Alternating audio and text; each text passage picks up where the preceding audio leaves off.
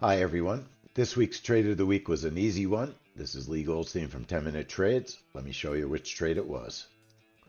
The WASDE Report has a great history with our company. We've been trading it for many, many years. It's a grain report. It's a very interesting event because it's not covered in any of the news calendars.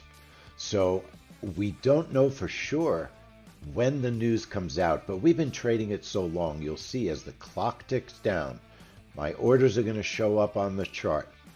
Trading soybeans. Look at that quick explosion. It hits my first target. My stop moves into a safety area. I start to trail, looking for my biggest target, but unfortunately the price pulls back, takes me out of the trade for a sweet $225 profit in just a few seconds, 15 seconds to profit.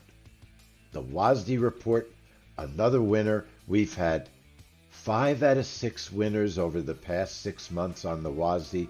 It's been a great profit center. So if you want to learn all about trading events, make your way to our website, www.10minutetrades.com, and learn about appointment-based trading. Leigh Goldstein here, the WASDE Report, this week's Trade of the Week. Take care. See you on the inside, everyone.